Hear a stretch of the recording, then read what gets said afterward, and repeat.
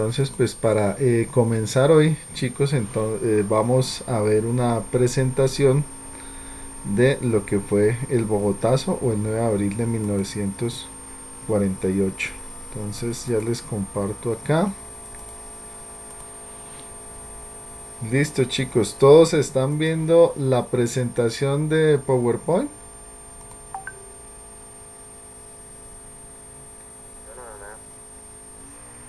¿Sí?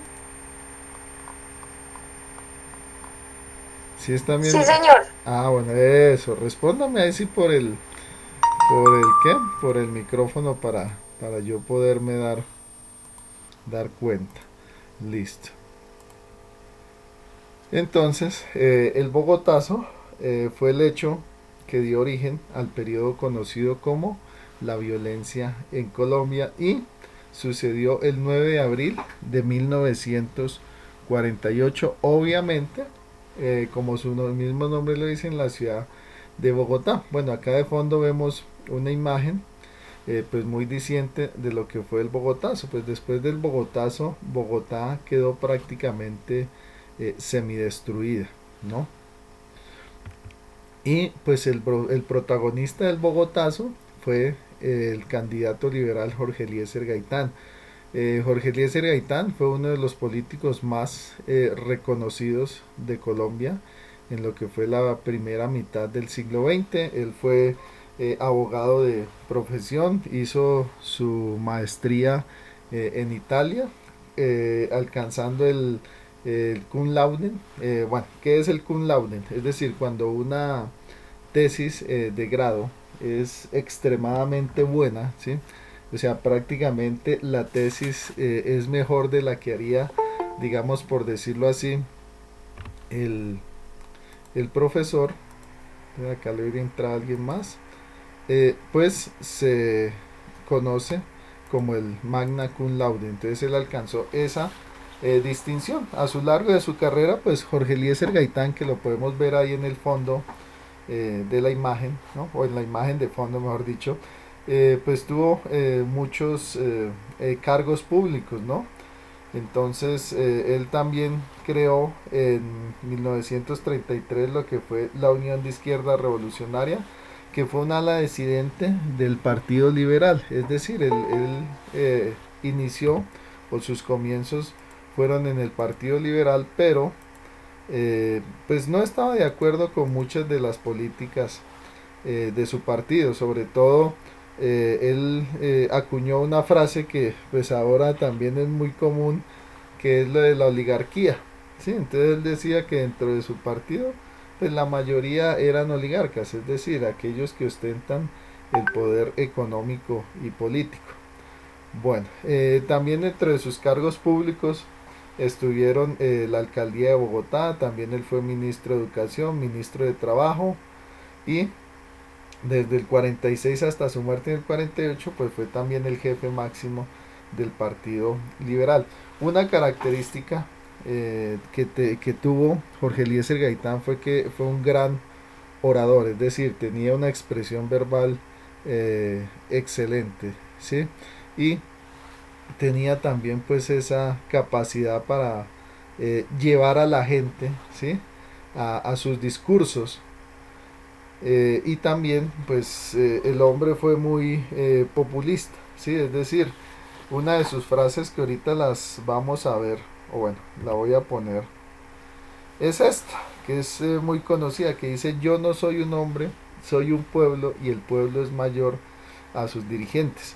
Entonces Jorge Eliezer Gaitán se hacía ver como un hombre del pueblo, ¿sí? Como un hombre del pueblo y para el pueblo, ¿sí? Entonces por eso llegó a tener mucho apoyo de las masas populares, es decir, de la población, esa población de clase media y de clase baja, de clase campesina, pues tenía muchos seguidores Jorge Eliezer Gaitán, y sobre todo porque pues no le daba vergüenza, perdón, criticar pues aún a su propio partido, ¿sí?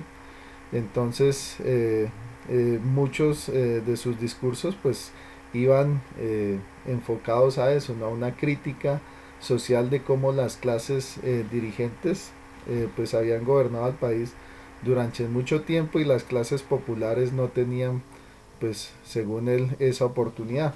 Bueno, Jorge Eliezer Gaitán fue hijo de Eliezer Gaitán Otálora, que era vendedor de libros, y Manuela Ayala, que era maestra de escuela. Entonces, pues Jorge Eliezer Gaitán, aunque no nace en un hogar pobre, pero sí nace en un hogar de clase media trabajadora.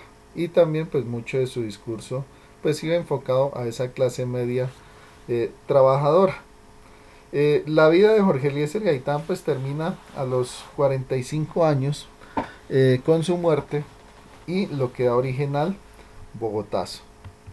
Bueno, acá pues nuevamente vemos la frase, una frase característica que dice: yo no soy un hombre, soy un pueblo, y el pueblo es mayor que sus dirigentes. Y aquí vemos la imagen del billetico de 1000. Claro que ya casi no vemos billeticos de 1000, pero si ustedes llegan a ver un billetico de 1000, pues es conmemorativo precisamente de Jorge Eliezer Gaitán y de los hechos también del 9 de abril. Y también pues tiene esta icónica frase, si ustedes llegan a verla ahí, bueno, creo que no hay necesidad de lupa para ver la frase en el billete. Listo, vamos a ver, si se alcanza a ver bien este esquemita, chicos. Sí, señor. Bueno, Profe, yo me quedé en la primera imagen. No cambia. Yo también estoy en la primera imagen. ay, juema chica, avísenme porque qué, porque avísenme bien. eh, y pues voy a hacer lo siguiente, chicos, es que voy a compartir más bien mi pantalla, ¿listo? Porque veo que a veces comparto, eh, ¿cómo es que se llama eso? Una ventana, y a veces te voy a compartir mi pantalla completa, que así sé que ahí sí no hay pierde. ¿Listo? Entonces, bueno, pregunto. Ahora sí, ¿se está viendo el esquemita? Sí, señor. Ah, bueno, sí, entonces es mejor compartir pantalla Señor. completa. Bueno, listo.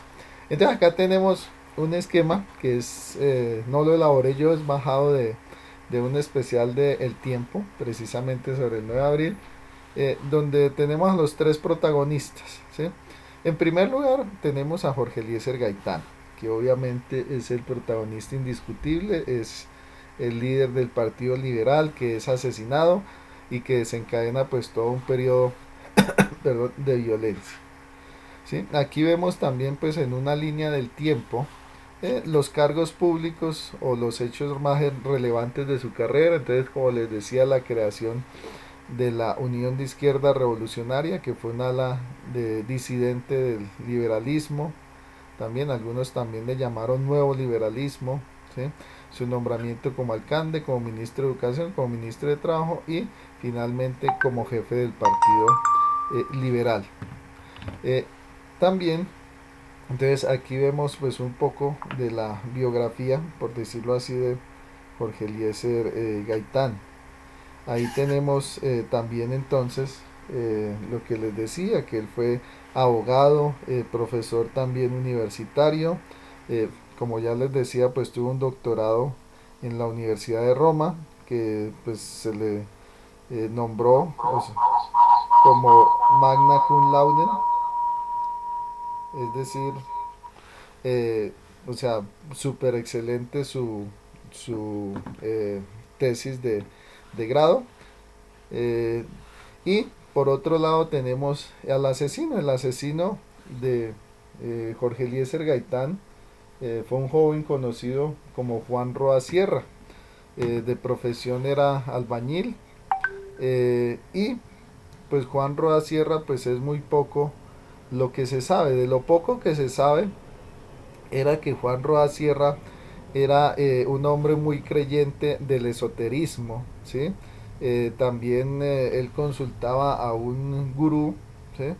Que se especializaba, digamos, en las transgresiones, es decir, en mirar las vidas pasadas de las personas. Y este gurú, pues alguna vez le dijo que él era descendiente de alguien muy importante en la historia y que él haría algo muy importante para la historia, ¿sí?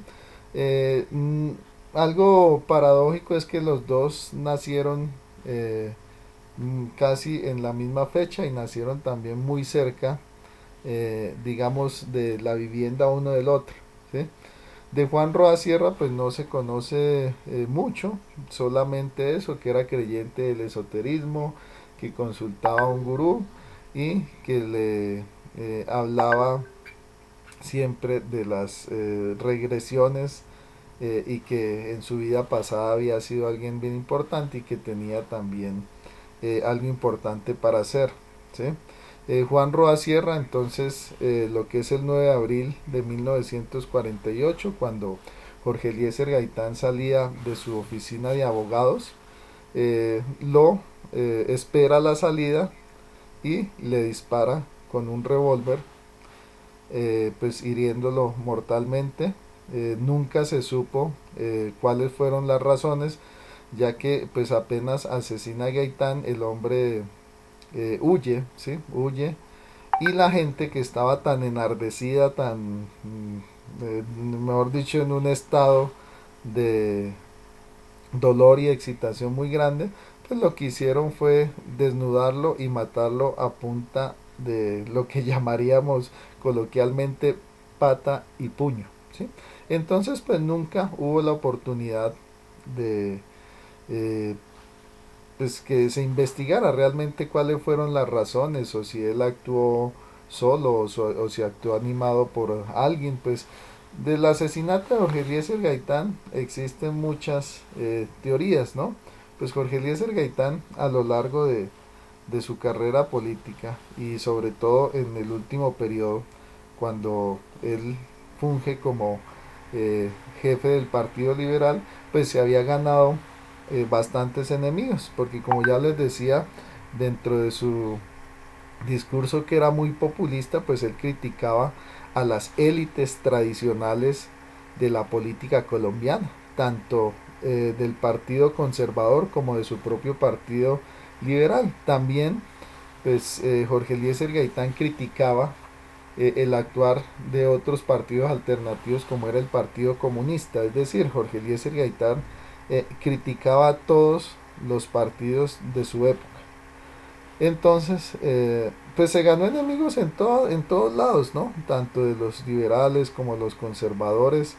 Entonces, pues unos dicen que fue un complot de los conservadores, otros dicen que fue un complot de la CIA, ¿sí? Otros dicen que fueron los mismos liberales, otros dicen que fueron los del Partido Comunista, que no les gustaba ese discurso también de Jorge Eliezer Gaitán. Entonces, pues nunca se supo realmente quién o quiénes mandaron matar o fueron los autores intelectuales del asesinato de Jorge Eliezer Gaitán.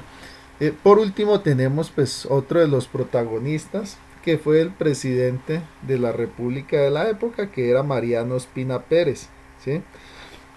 Acuerden que yo les había mandado a ustedes lo de la hegemonía conservadora y la república liberal, ¿cierto? Entonces, Mariano Ospina Pérez, pues era el presidente conservador de la época, ¿no? También, pues el hecho de que fuera conservador, eso también hizo enardecer más a la gente, ya que muchos, pues acusaban al partido conservador de haber asesinado a Gaitán. Entonces, pues el presidente Mariano Ospina Pérez fue el que le tocó pues asumir todos los hechos del llamado Bogotazo. Listo. Aquí tenemos entonces la siguiente diapositiva, que nos dice pues cómo sucedió el Bogotazo. Como ya les había dicho, entonces el 9 de abril de 1948, pues él salía de su oficina. También algo importante que se estaba llevando a cabo precisamente en esa época era la novena conferencia panamericana, ¿sí? La novena conferencia panamericana fue muy importante. ¿Por qué? Porque esta es la que da origen a la OEA. La OEA es la Organización de Estados Americanos. Es uno de los organismos, o es el organismo multilateral más importante de Latinoamérica. Y precisamente es en esta conferencia y en este año que se crea precisamente la OEA, o sea, la Organización de Estados Americanos. También, pues, como un dato curioso, ¿sí?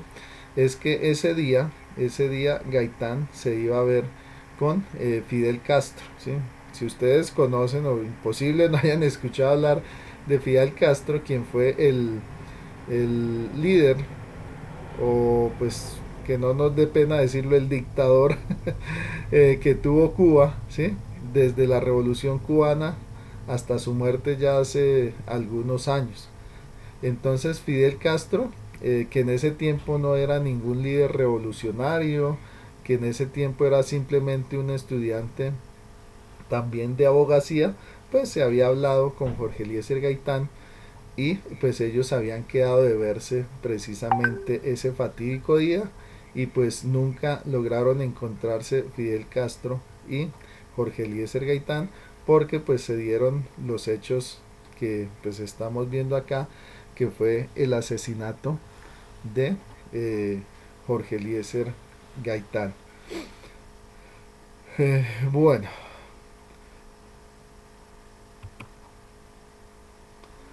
aquí vamos a ver algunas de las cifras fatídicas de ese 9 de abril de 1948. Pues de fondo tenemos una foto de la época que fue coloreada digitalmente porque obviamente pues en esa época no teníamos fotos eh, a color, ¿sí? Eran fotos a blanco y negro de lo que se conoce como el cementerio central, donde hoy queda un parque en Bogotá, ¿sí?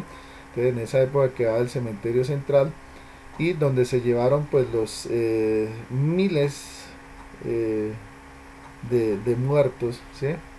Que hubo pues en esa fatídica fecha. Bueno, entonces, ¿por qué, digamos, se rebota tanto la gente? ¿Sí? ¿O por qué, pues, llegamos a estas cifras eh, tan grandes de muertos y heridos y de destrucción? Bueno, como ya les decía, pues Jorge Eliezer Gaitán, pues era un líder carismático que tenía apoyo de todo lo que eran los sectores populares, básicamente la clase media, media baja, baja y campesina, ¿sí? Que veían en Jorge Eliezer Gaitán pues como una esperanza y como un político diferente a los políticos tradicionales de Colombia, ¿sí? Y eso logró que el hombre lograra apoyo aún de muchos que se hacían, o bueno, que se consideraban conservadores. Entonces, pues todas estas clases populares veían en Jorge Eliezer Gaitán pues la esperanza de, de un nuevo cambio político, ¿no? En el país. Entonces cuando Gaitán muere, pues se alborota el avispero, ¿no? Porque como ya les decía, pues los conservadores son acusados de su muerte, los políticos tradicionales liberales también son acusados de su muerte, es decir, todo mundo pues se acusaba de la muerte de Jorge Eliezer Gaitán. Algo también importante, o sea, ¿por qué esta vaina se extendió? Porque pues ahí viene lo importante de estudiar esto, que es que de Bogotá se extendió la violencia a todo el resto del país y especialmente en el campo, ¿sí? Bueno, ¿por qué logró extenderse tan rápido, digamos, el polvorín? Pues primero, porque en esta época pues existía un medio de comunicación pues que lograba llegar casi a todos los rincones del país. Obviamente no era la televisión, porque la televisión la trae el general Rojas Pinilla en el 56, pero en esta época ese medio de comunicación era la radio, ¿sí? La radio eh, llegaba a todos los lugares del país. también la radio era muy popular, pues haciendo también un pequeño paréntesis, porque en esta época pues se había inventado, o estaba recién inventado, mejor dicho, el famoso transistor, ¿sí? Y eso permitió entonces que las radios, que eran muebles enormes, del tamaño casi que de un escritorio, pues lograran tener el tamaño, digamos, suficiente para que una persona lo llegara a transportar, ¿sí? Para que funcionara a baterías, ¿sí? Entonces, en esta época se ha inventado también la famosa radio portátil. Entonces, mucho campesino, ¿sí? Y mucha gente de los pueblos cercanos y las veredas, pues iba a trabajar al campo y llevaba su radio portátil, ¿sí? Donde escuchaba las noticias. Entonces, la noticia del Bogotazo por eso es que vuela o viaja tan rápidamente, ¿sí? Porque pues todo el mundo escuchaba radio y en la radio se escuchó todo lo de Jorge Eliezer Gaitán. Entonces la gente pues se fue enardecida en esa época. Pues lo que era la policía, pues la policía estaba politizada, ¿sí? Había unos, ¿qué quiero decir eso? Había unos policías que eran claramente liberales y otros que eran claramente conservadores. Pues ¿qué pasó? Pues esos policías liberales pues repartieron armas, ¿sí? A la gente que estaba enardecida en las calles por la muerte de Gaitán. Entonces lo que empezó digamos como una protesta, como una escaramuza, pues se convirtió prácticamente en una pequeña guerra civil, por decirlo así, que tuvo Bogotá, en donde se enfrentaron pues la población, algunos sectores también de la policía, que eran liberales, con los conservadores, ¿sí? Entonces fue un enfrentamiento armado. ¿Cuál era la idea de la gente? Pues llegar hasta el palacio del presidencial, bueno, lo que conocemos como la Casa de Nariño, y ahí entonces prácticamente sacar y linchar al presidente. Pues lógicamente el presidente pues hizo una jugada que fue también la que aumentó la violencia, porque pues el presidente, al ver de que unos sectores de la policía estaban con la población y lo que se le llamó como la chusma, el chusmero, ¿sí? Que estaban a favor de Gaitán, pues lo que hicieron básicamente, ¿qué fue? Pues llamar al ejército. Y resulta que al llamar al ejército, pues ahí es donde pues esto se convirtió en una masacre.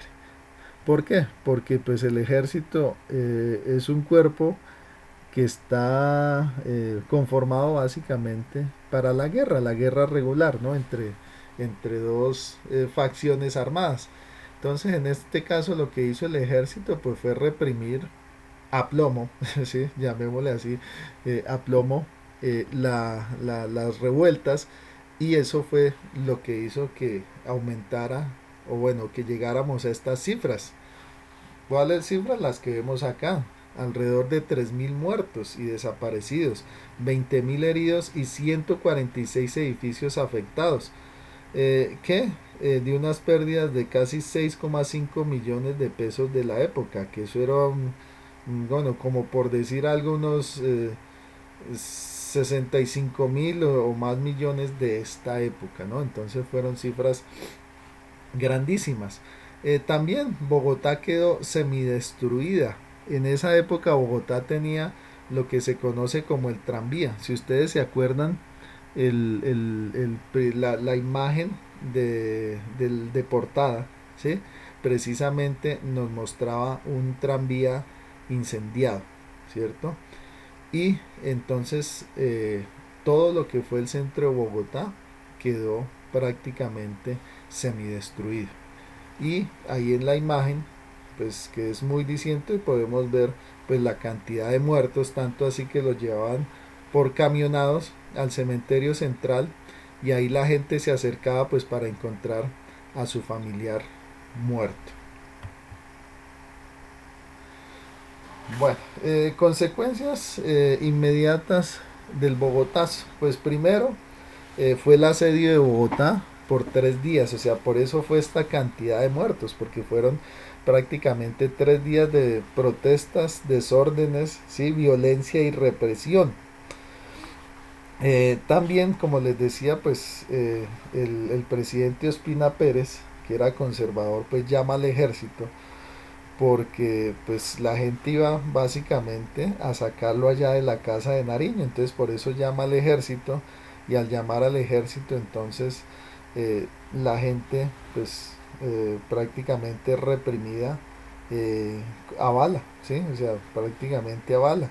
También pues estos desórdenes, además de la destrucción del tranvía, de muchos edificios, también terminaron en saqueos, ¿sí? Y pues de estos saqueos posteriormente a, a los 3 días que duró los hechos violentos del Bogotazo, pues, pues prácticamente Bogotá quedó desabastecida, ya que la mayoría de las tiendas, de los supermercados, pues quedaron prácticamente desabastecidos por los saqueos, ¿sí? Y aquí podemos ver pues otra foto muy diciente que es de un auto, ¿sí? Un grupo de gente que está quemando un automóvil, ¿no? Bueno, pues como les decía, estos hechos del 9 de abril de 1948, el asesinato de Jorge Eliezer Gaitán o el Bogotazo, ¿sí? Desencadenan lo que se conoce como la época de la violencia en Colombia, que es la época, valga la redundancia, más violenta que tuvo nuestro país. Es decir, toda la violencia que todavía sufrimos, ¿sí? Por ejemplo, o sea, toda esta violencia de los grupos guerrilleros y paramilitares, precisamente surge en esta época, ¿sí? Como les decía yo, entonces, de los 3 días que pasa el Bogotazo, ¿sí? Que se logra, digamos, entre comillas, pacificar a la gente, que se logra entonces detener los saqueos, detener las revueltas y detener la destrucción de todos los bienes públicos, perdón, bueno, perdón, entonces de ahí esta violencia se traslada al campo. Resulta que muchos campesinos pues eran de tendencia liberal, ¿sí? Pero también muchas regiones eran fuertemente conservadoras. ¿Se acuerdan ustedes que la clase pasada les hablaba yo precisamente de lo que era el bipartidismo? Es decir, que el Partido Liberal y el Partido Conservador pues gobernaron a nuestro país durante muchísimo tiempo y pues fueron dos partidos que estaban completamente apartados, ¿sí? Uno del otro. Entonces, ¿qué pasó? Pues en el campo la gente también empezó a tratar de hacer revueltas, trifulcas, ¿sí? También por el dolor que sentía por la muerte, perdón, de Jorge Eliezer Gaitán. ¿Y qué pasó? Pues que esta violencia que se pasó en el campo fue mucho más brutal aún de la que se dio en los 3 días del Bogotazo, ¿sí? Esta violencia se concentró básicamente en 3 departamentos: el departamento de Boyacá, el departamento de Santander y el departamento del Tolima. También pues acá en nuestro departamento Cundinamarca se sintió, pero principalmente esos 3 departamentos fueron donde más se marcó la violencia: el departamento de Santander, el departamento de Boyacá y el departamento del Tolima. ¿Por qué? Resulta que en esa época, como les decía, así como la policía estaba politizada, pues el ejército sí más. Pongo un ejemplo. Para entrar a la policía, pues usted podía ser liberal o podía ser conservador, aunque preferiblemente usted debería ser conservador. Pero en el caso del ejército, sí, solamente se recibían personas que fueran o pertenecieran al partido conservador. Entonces, ¿qué pasaba? El ejército de la época estaba completamente politizado. Es decir, el ejército de la época eran básicamente solo conservadores. Entonces, ¿qué pasó? El ejército fue utilizado como un aparato de represión del Estado conservador. ¿Hacia quiénes? Hacia los liberales. Además de eso, si ustedes ya leyeron el material, surgió otro grupo que fueron los chulavitas. ¿Sí? Los chulavitas que eran también conservadores. ¿Qué pasó? Los chulavitas y el ejército se dedicaron entonces a reprimir y a perseguir a los liberales. Esto también tristemente apoyado por la Iglesia Católica, porque como les decía también la clase pasada, pues el Partido Conservador era muy cercano a la Iglesia Católica. Acuérdense que durante la hegemonía conservadora entonces se consolidó lo que fue el concordato, es decir, el acuerdo de facto entre los conservadores o el Estado conservador y la Iglesia Católica. No quiere decir que los liberales no fueran católicos, muchos liberales eran católicos, sino que pues los liberales pues así fueran católicos, ellos propiciaban por una libertad de culto. Entonces, ¿qué pasó? Este grupo de los chulavitas, que era un grupo irregular, armado, ¿sí? Perteneciente al Partido Conservador, se dio a la tarea de perseguir a todos los liberales. Ahí en la imagen, que bueno, yo sé que no se alcanza a ver muy bien, pero es una imagen de la época de una masacre hecha por los chulavitas a un grupo de liberales. En esta época se popularizó, por decirlo así, una práctica muy macabra que era el corte franela. ¿Qué pasaba cuando los chulavitas llegaban a atacar, digamos, un grupo de liberales? Tenían la horrenda costumbre de cortarle la garganta en forma de V.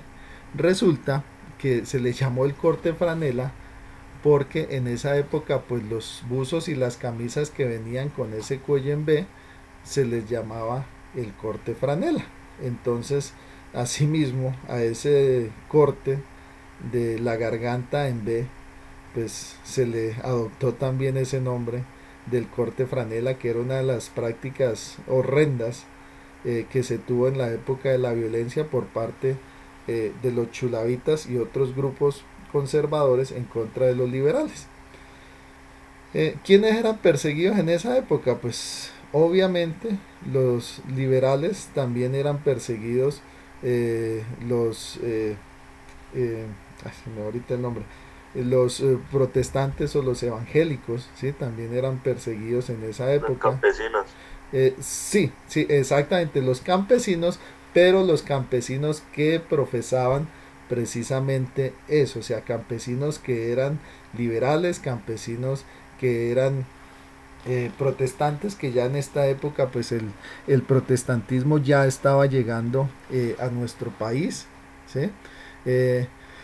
Y también eran perseguidos los pertenecientes al Partido Comunista, es decir, si usted era un campesino que era liberal, que de pronto era también protestante o evangélico, que también era militante del Partido Comunista, pues usted sería el principal blanco de los ataques de los chulavitas. Y sí, exactamente, pues los muertos fueron campesinos, básicamente lo mismo que vemos ahora, es decir, campesinos matando campesinos. Y las cifras, entonces ahí las tenemos, fueron cifras horrendas, ¿no? Entre 200.000 y 300.000 muertos. Algunos dicen que fueron más, que fueron cercanos a 1.000.000. Una de las consecuencias también de la violencia, que lo vemos ahora todavía, pues fue el desplazamiento forzado, ¿sí? Es decir, en esta época muchos campesinos debieron salir de sus parcelas, salir y desplazarse hacia el campo, hacia las ciudades. ¿Por qué? Porque el campo era el foco de la violencia. Como les digo, en estos tres departamentos de Santander, Boyacá y Tolima se concentró mucho la violencia. Entonces muchos de esos campesinos terminaron en las principales ciudades. Entonces, digamos, una de las consecuencias a largo plazo también de lo que fue la violencia en Colombia, pues fue que Colombia empezó poco a poco de pasar de ser un país netamente rural, ¿sí? Un país netamente campesino, a convertirse en un país poco a poco urbano, es decir, su población eh, fue trasladándose del campo hacia las ciudades. Bueno, aquí tenemos otras consecuencias más. Bueno, el 9 de abril, pues obviamente es el hecho más relevante del siglo XX en Colombia, dio origen a la violencia, que entonces ya dijimos fue una época en donde la violencia fue fatricida, donde la violencia fue brutal, ¿sí? Donde entonces los chulavitas y el ejército conservador persiguieron entonces a los liberales. Los liberales también terminan para defenderse, ¿sí? De los ataques conservadores del grupo irregular de los chulavitas y el ejército, terminan creando lo que se conoce como las guerrillas liberales. Las guerrillas liberales sobre todo tuvieron mucho o se asentaron bastante en lo que hoy se conoce como la región de los llanos orientales y una parte también del Tolima, ¿sí? Otra de las consecuencias también a largo plazo, ya que el gobierno de Mariano Ospina Pérez pues fue inútil para detener la violencia, y es más, en cierta forma la propició porque, como les decía yo, pues el ejército estaba politizado y básicamente estaba conformado era por conservadores. Pues ahí se da otro hecho importante de la historia de Colombia, que será el que veremos en la próxima clase, que fue pues el asesinato de Gustavo, perdón, el asesinato, no, digo, perdón, el golpe de estado de Gustavo Rojas Pinilla. Perdón chicos, veo de que ya me estoy pasando de la hora, sí, cierto, ya me estoy pasando de la hora. Bueno chicos, como sé que ustedes deben tener ahorita pues otra clase, ¿sí? Otra clase, entonces pues vamos a dejar por ahora